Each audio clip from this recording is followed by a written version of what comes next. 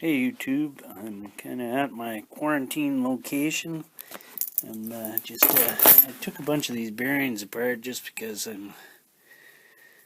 don't have any parts to assemble my steering yokes here. So I took a bunch of them apart and measured the size of the balls. So I'm going to use those, and I got my yoke all set up, ready to go. And we'll just slide her into the frame here. Kind of dark over in this corner here, but yeah, we'll get that together and see how it goes. Some of the purists may frown on reusing bearings, but I got tons of these bearings. They take out of alternators and that I rebuild, and the balls are pretty good shape, so I'm sure not gonna drive this thing too fast in the next little bit, and maybe I'll at some point get the taper bearing replacement set for it, but for right now these should work. So 2 coats of white there, and got it wet sanded, and getting all ready to do my next bit here. I printed off some stickers of what I'm gonna do. I think I'm gonna do Union Jack kind of over top of a Canadian flag over the whole tank, so I'm gonna have to won't be able to use those stickers though. They're pretty sticky. I might use the one for the maple leaf, but I'd hate to see pull the paint off when I take it off, so I'm gonna lay out the Union Jack there with some masking tape there, and I don't think I'm gonna do it the traditional way, like you see everybody painting the tanks with the flag centered down the center line of the tank. I'm going to kind of do it over diagonally over the cross. We'll see how we make out. So I guess red is the next color that's going on, and we'll give her a try. Yeah, next project here is this oil tank. I dug her out. She's pretty dirty and grungy, so I'll have to get her all cleaned up and get it all sanded down for painting.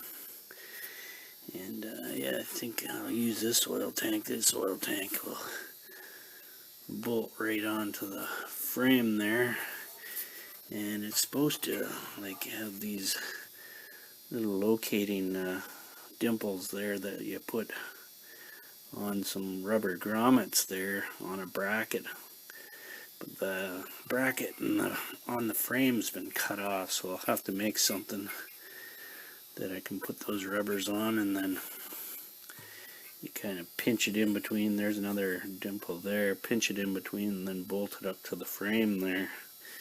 I think I'm going to use this oil tank here because it's got like this portion here which acts as a mud guard right by the tire there. So yeah, we'll get that cleaned up. And I got the tank painted there a bit, and I'm just going to wet sand it and sand it right down there, and see how she looks. So coming right along with some of these projects. We'll have to get more done when the parts get in. Yeah, Fridays are always good when packages arrive, so this thing came. It's got the duty exempt sticker on her, and so no extra duty paid. The box is pretty small, but I got all the parts in. I got all my engine parts, gaskets, and my engine shims here. So also got my order of the British thread nuts there, 5/16 26. It's pretty bad when you have to order them online. Can't get them around where you live, but yeah, it didn't take too long to get these parts. It was a couple of weeks, but what's expected when you don't pay a heck of a lot. So it looks like we got everything. We got the tank bung there, and a block off for the engine.